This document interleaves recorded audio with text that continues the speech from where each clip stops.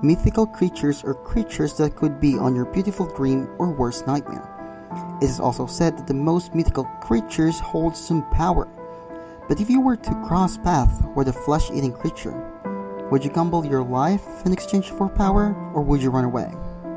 Here are the 10 Philippine mythical creatures that you don't want to cross paths with. The first one, Maranhig. Maranhig is a flesh-eating creature from the Philippines. They are like the native zombies.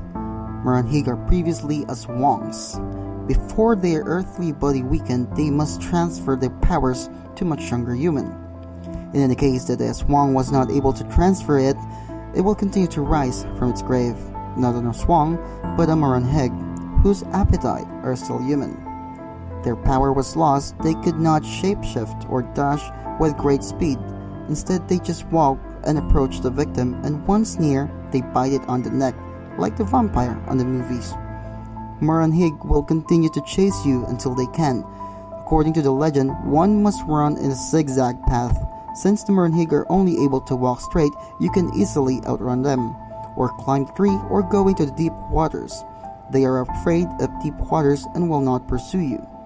I mean, the tree and the water surely just a trick, but running in zigzag, that's the fun part.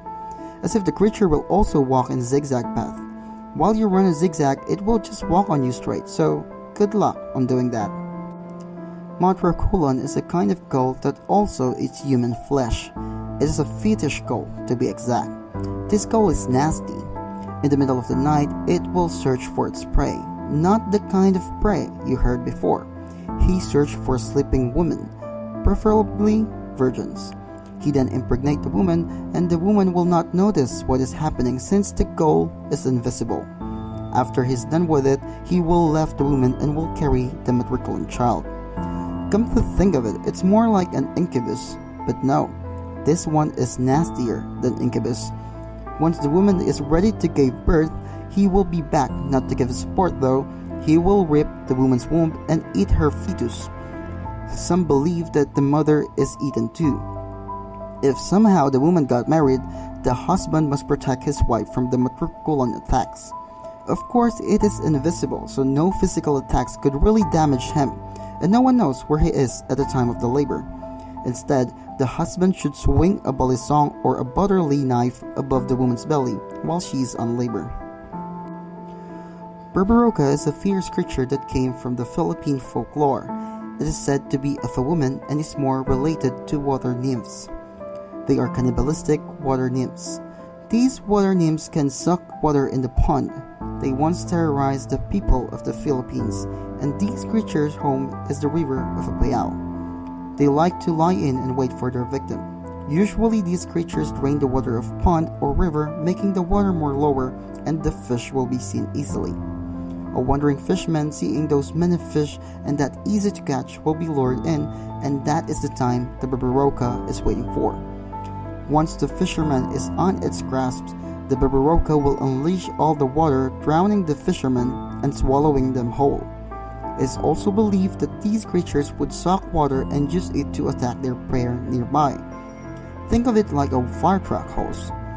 The pressure will knock off their prey and they will drag it to watery death and consume them. Tiyanak or Impacto are once normal babies. According to the Catholic priest, one must be baptized in order to wash away those previous sins. Well, these babies have not been baptized, making them demonic-like figure. Most of the times, Tiyanak are the fruit of abortion or unwanted baby. These babies could not enter the door of heaven since they are not baptized yet. Instead, they go to a place called the chamber of hell, or what we know as limbo. These babies are possessed by demon and took their appearances. The abomination will return to the land of the living, where they were thrown away. If they see a human nearby, they will disguise as a baby and will cry out loud to get their attention. Most of the times, it let itself be picked up, and once it's picked up, it will transform into a hideous creature and biting the neck of its victim, eventually killing it. Tiyanak can also be linked to a baby that was born, but one of the parent is demon. It's a crossbreed between human and demon. These bloodsuckers will be a baby by day and will be a monster by night. Tiyanak could be a made-up story done by some people to discourage people on doing abortion. Regardless if it's just a made-up story or not, that's one creepy freak. Also, abortion is bad. So if you heard some baby crying and you realize that you are just home alone, man, I wish you luck. Sigbin varies from stories to stories, from the region you are on. It resembles either a goat or a reptilian cow, a dog, or something like a Chupacabra. Sigbin is said to come out at night to suck bloods. They walk backwards with its head lowered between its hind legs. They also have an ability to become invisible, especially to humans. It has a very large ears and a long flexible tail. It is said that their feces is gold. Now I wonder what's in their stomach, turning those blood into golds. Moving on, Sigbins like to wander around at night in search of children. They devour the children but kept the heart to make it as an amulet. According to the legend, there are families known as Sigbinian, and these families possess the power to command these creatures. It's also said that these creatures are kept in a jar made of clay. The Aswang also has power over the Sigbin and kept them as pets.